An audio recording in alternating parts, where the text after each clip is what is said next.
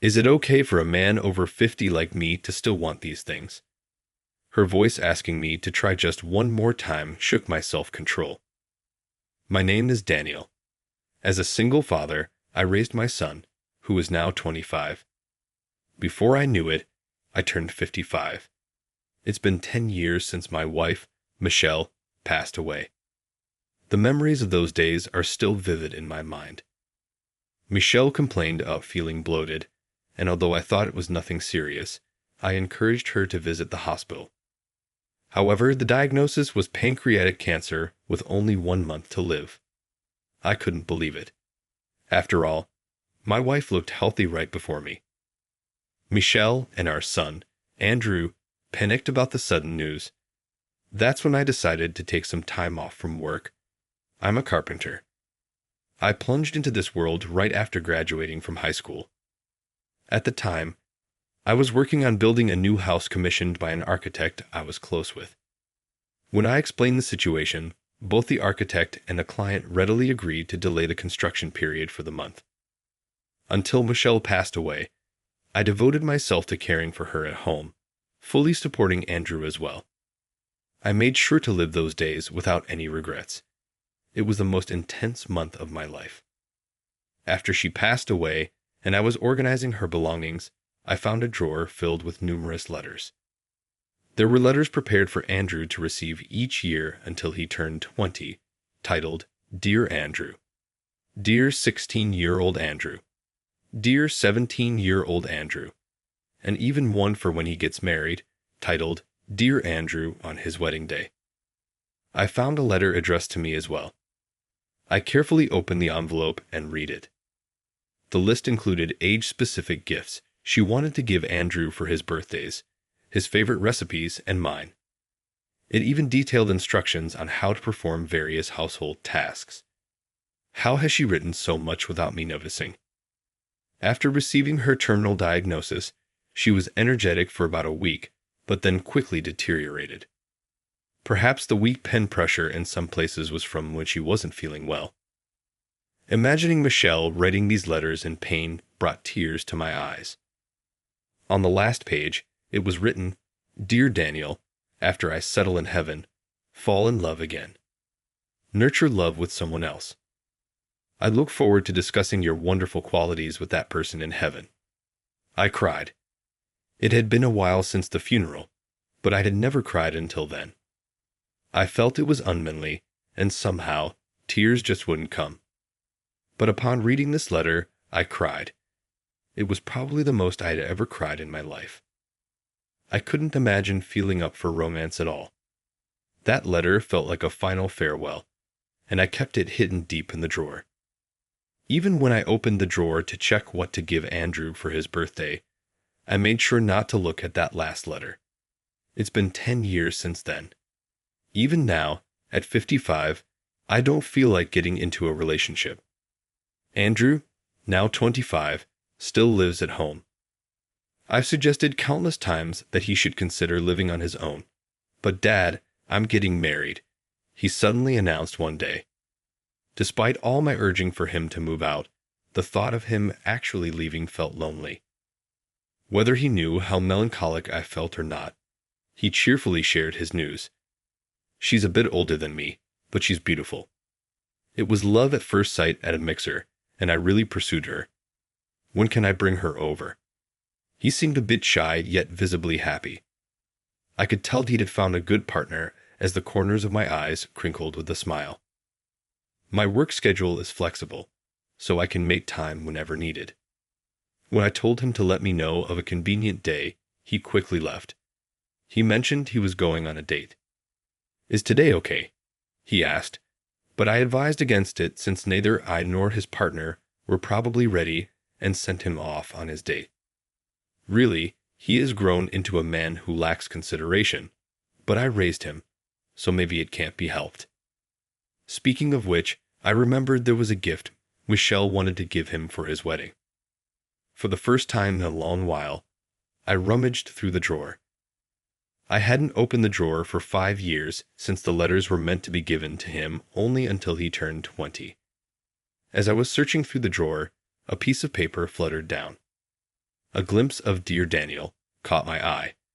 It was the last page of that letter.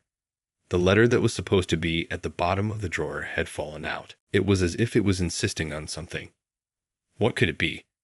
Laughing off the sudden feeling, I put the letter back deep in the drawer. 1 week after Andrew announced his engagement, he brought his fiancée to meet me. "I am Jessica. Nice to meet you." The woman who looked me straight in the eye was 28, 3 years older than Andrew. "It seems you were nervous too, Daniel." Taken aback by her comment, I was momentarily confused. Turning to Andrew, I noticed he was frowning. "Dad, your shirt is inside out." "Ah, shoot." As I scrambled, Jessica burst out laughing. "That's it. I can't handle it. I love how funny you are, Daniel." Her saying, "I love you," caught me off guard. This girl, she reminds me of someone. Especially her smiling face that looked like someone, but who was it? Lately, these things don't come to mind easily. I don't know much about recent pop stars or actresses, but she must look like some celebrity. Deciding to blame it on my age, I stopped trying to figure out who Jessica resembled. "She seems like a fine young lady," I thought as I watched Jessica and Andrew leave through the front door. I spoke to Michelle's photo. "Michelle, don't you think Andrew has caught a fine woman?" She was very classy. "We're going to meet her parents soon. I'll make sure not to wear my shirt inside out then. They say we're going to eat French food. Remember we went just once? The napkins and all those knives were quite a hassle. Her mother is a single mom too. It's good. It would have been hard to face both of them alone." I talked aimlessly and then stood up. It felt like Michelle was smiling a little. On the day of the meal, I checked my shirt carefully and headed to the restaurant in my suit. Andrew was also in a suit, and Jessica wore a beautiful dress. Jessica, who had been checking her mobile phone, turned to me with an apologetic look. "I'm sorry, my mother will be a little late due to work. She wants us to go in first," she said, so we decided to enter the restaurant. The table was set beautifully, with a cream-colored tablecloth, dishes, cutlery, and napkins all neatly arranged. Just seeing this made me a bit nervous. Uncharacteristically, I had studied up on the internet. The napkin, I remembered, goes like this on my lap. As I was about to pick up the napkin, a small shriek from Jessica made me jump. "Hey, what are you doing?" Looking up, I saw Andrew picking up the finger bowl, about to drink the water. But he didn't even understand what he was being scolded for. It seems I should have made Andrew brush up on his manners. "That's not drinking water. Look, this is how you wash your fingers," she instructed briskly. I was suddenly reminded of my high school days. I was often scolded like that too, by a girl who was the class rep and my first girlfriend. Back then, I was planning to go straight into carpentry instead of pursuing further education, so I was quite the troublemaker. I fell for a girl who wasn't afraid to scold me whenever I acted up. Initially, she was my nemesis, but somehow we ended up dating. "All right," she confessed to me. She said she couldn't just leave me be. I never expected a class rep to fall for me, so it was quite a surprise and a delight. Come to think of it, Jessica's way of scolding is a bit like how she used to scold. Now that I think about it, even her face. Wait, what was her name? As I pondered this, a woman appeared, saying, "Sorry I'm late." The face I had just been remembering, now slightly marked by wrinkles, seemed like a doppelganger of the woman in my mind, and I couldn't help but exclaim, could it be? Then I recalled the class rep's name and said it out loud, Nicole. The woman widened her eyes and looked at me intently. Apparently, she didn't remember right away. "It's me, Daniel. Remember from high school." As I began to explain, realization dawned on her face. "What, Daniel? No way." She seemed hesitant to continue, so I took over. "I've grown a bit, haven't I?"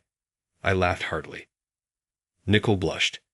"Sorry, you've, well, not so much getting fat as becoming more robust." She didn't forget to put a positive spin on it. That's right. She was always like that. You two know each other. We had left the main subjects of the meeting, our children, behind. As I pondered how to explain, Nicole boldly declared, "We were classmates in high school. Actually, we dated back then." The children were visibly shocked by her revelation. I hadn't expected her to disclose that we dated, and it flustered me a bit. As if anticipating my disarray, Nicole blurted out, "There's no point hiding it. Isn't it a miracle? Our children, who we dated in high school, are getting married to each other." She seemed a bit excited. Understandably so, I was excited too. Actually, I was still feeling quite surreal. What are the odds? The conversation flowed freely from then on, and time flew by quickly. Before we knew it, we had finished dessert. Initially, the focus was on the children. I described Andrew as a bit of a show-off, a troublemaker like me, and so carefree that he wouldn't even bother to prepare for occasions like this. Nicole, while being glared at by Jessica, happily talked about how Jessica was so serious and responsible that she never thought she would get married, but was delighted that she could marry such a wonderful person. Then the conversation turned to us. Nicole knew my wife had passed away, as she had heard it from Jessica. She consoled me, acknowledging how difficult it must have been to lose my wife during Andrew's sensitive teenage years and how hard it surely was. Nicole mentioned that she had divorced her husband due to personality differences when Jessica was in elementary school. Her ex-husband quickly remarried, but she had been too busy raising Jessica alone to think about her own relationships, remaining single since then. As we were deep in conversation, I noticed the kids watching us. They seemed to be smirking a bit. "They look good together, don't they?" Andrew commented, looking at Jessica. To which Jessica jokingly replied, "Why don't they just date then? Don't tease us." I glared at them, but Nicole just looked relaxed. "Oh, come on, it's fine. You've become so rigid," she teased. It felt like the roles of the class rep and the mischievous boy had reversed. Despite being a single mother, Nicole had aged gracefully. After chatting for a while longer, we parted ways. I had put on weight, but she hadn't changed much. She usually wears suits for work, and they really look sharp on her. While thinking about this, Andrew and I were walking home. He teased again, "Didn't it seem like there was a good vibe?" At my age, what good vibe could there possibly be? I retorted sharply, but he continued teasing. Hey, could something happen between you two? Furthermore, he added, "Why did you guys break up? It seemed fine." Oh, if you had stayed together, would I not have been born? I decided to ignore that comment. Why did we break up? Ah, that's right. Nicole went to college, and I pursued carpentry. We ended up in a long-distance relationship, and our lifestyles were so different that we mutually agreed to part ways. We had been together for just over a year, starting when we were seniors in high school. As I pondered this, he cheerfully mentioned, "We'll be seeing each other a lot during the wedding preparations, so good luck." Should parents even be this involved in wedding planning? In my time, it was mostly just the couple doing the preparations, but times might have changed. I didn't mind meeting her, though. Indeed, we ended up seeing each other frequently at the planning meetings. Whether or not dresses and tuxedos suited them was one thing, but choosing the color and type of paper for the invitation seemed trivial to me. However, Nicole, holding an invitation envelope, excitedly remarked, "Oh, this green is lovely. This one's cute too, but pink might be too much for Andrew, don't you think? What do you think, Daniel?" Caught in the spotlight, I pointed to the pink envelopes she favored. "Wow, Dad, that's your taste," he exclaimed. Such matters should be left to the preferences of women. I'd have to give him a proper talk about that later. "You probably reacted the same way when you were young, didn't you, Daniel?" she said playfully, giving me an upward glance. "I wonder if it's a testament to your wife's education," thoughtfully, Nicole said. It seems Nicole had easily figured out that I was accommodating her preferences. Being so involved in the wedding venue felt somewhat uncomfortable, though. Andrew insisted, and I reluctantly accompanied him. These minor exchanges were somewhat enjoyable. Once we get married, should all four of us live together? It sounds like it could be fun. After the color of the invitations was decided and the planner left, leaving just the four of us, Jessica dropped this bombshell. I blushed deeply and denied it outright. Nicole was laughing. Could it be that she wasn't entirely opposed to the idea? If we could laugh together like this, maybe remarriage wasn't such a bad idea. But surely, it was unthinkable for the parents of the children getting married to each other to also marry. Nicole may have aged beautifully, but I had become more robust due to my job, complete with a beer belly. I found myself daydreaming about a life with Nicole, only to dismiss the thought almost immediately. Though it was a bit exhausting, the thrill of our enjoyable conversation lingered as Andrew and I returned home. The house felt unusually cold and bleak. Perhaps it was a backlash from the happy feelings I had just experienced. One photo frame in the living room caught my eye. I realized I hadn't spoken to Michelle in a while. I stared blankly at her photo. The dust-covered frame felt like a blow to my head, proof of my recent neglect. I picked up her photo and wiped off the dust. "Sorry about this, letting so much dust gather," I said softly. Of course, there was no reply from her. What was I getting so carried away about, thinking about romance at this point? "I'd be doing you wrong, wouldn't I?" I muttered again. There was a noise from behind. I wondered if Andrew had overheard my disheartened voice. After that, I started making excuses to avoid going to the planning meetings I was invited to. Although work was a bit busier, I simply didn't feel like attending. Nicole, with whom I had exchanged contact details, occasionally sent me messages to check in with the results of the planning meetings. However, I ignored those messages too. A grown man indulging in romance seemed undignified. Yes, I feared that if I kept meeting Nicole, I wouldn't be able to stop my feelings. I didn't deserve to face Michelle. To dispel my feelings for Nicole, I polished the photo frame until it sparkled. Then, a few months later, the day of Andrew and Jessica's wedding arrived. Since I hadn't replied to Nicole's messages, it felt awkward to face her, so I just exchanged brief greetings and then paced restlessly in the lobby, striking up idle conversations with relatives on the groom's side. As the reception began, things got busy. I toasted with guests and made small talk. Nicole was doing the same. Somehow, I felt relieved that there was some distance between us, because Nicole looked breathtakingly beautiful in her finery. Standing next to her, it felt like my heart might just jump out.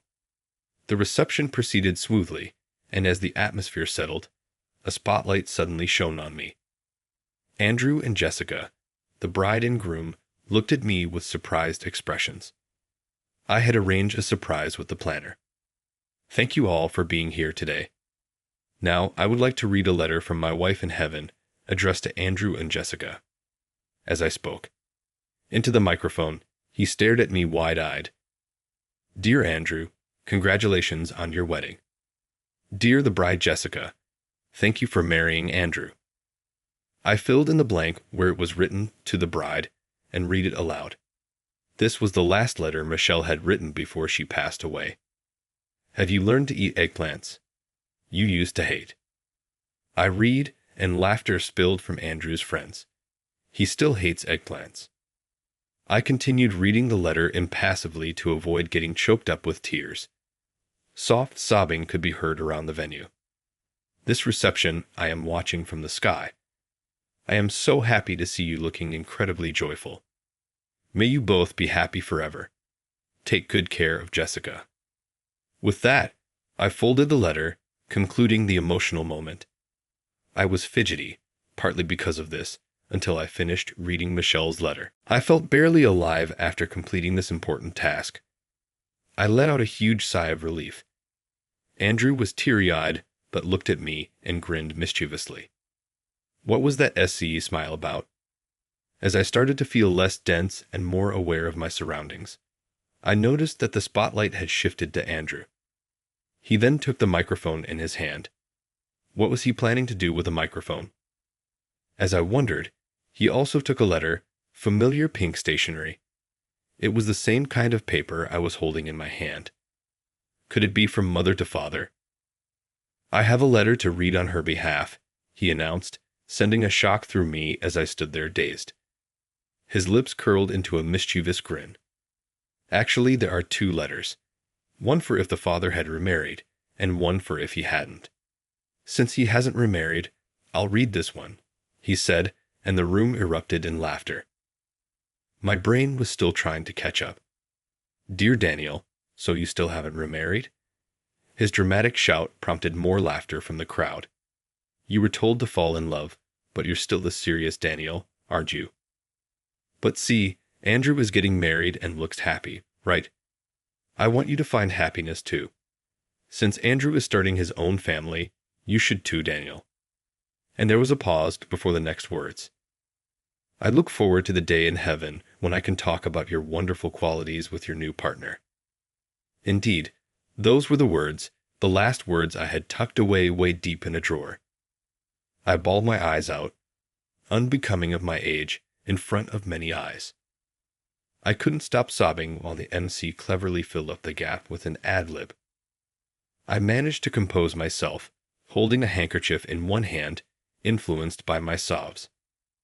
Andrew and Jessica, tears in their eyes, took the microphone and both began speaking simultaneously. Mom, Dad, Nicole, and I exchanged surprised glances. We've decided to read a letter from both of us to both our parents.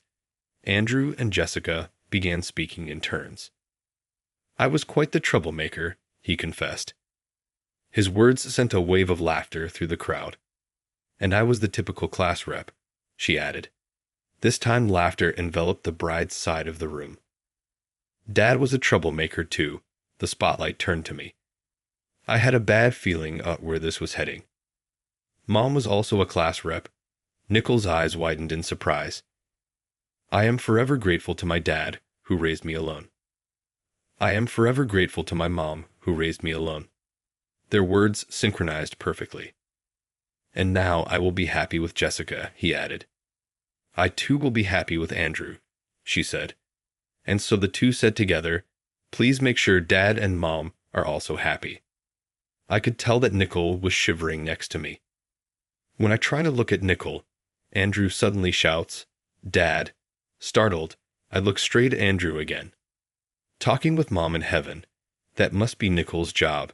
Hearing him shout that, I panic. Don't say such reckless things. You're making Nicole uncomfortable. As I say that, Jessica grabs the microphone. Mom, it's not so bad, right? Hearing her words, I finally look at Nicole, who has her face covered with her hands, blushing to her ears. Then Nicole's lips move. It's not something I should say in front of everyone. Nicole whispers to me in a voice so low that only I can hear. I know you care deeply for Michelle.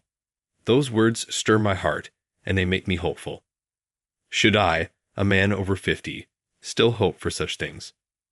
But shall we try it just one more time? Her whispered continuation shakes my self-control. Andrew and Jessica seem to hear it as they are both smiling broadly, trying not to look at their faces. I speak to Nicole. But it's not fair to Michelle or you. Barely squeezing out the words, Nicole, Chickles, silly, I'll probably get along famously with Michelle in heaven. After all, we have the same taste in men. Knocked out by her words, thinking about our children marrying and us marrying too, it's bizarre. Concerned about looking foolish in front of relatives, friends of our children, I let go of all such worries and embraced Nicole.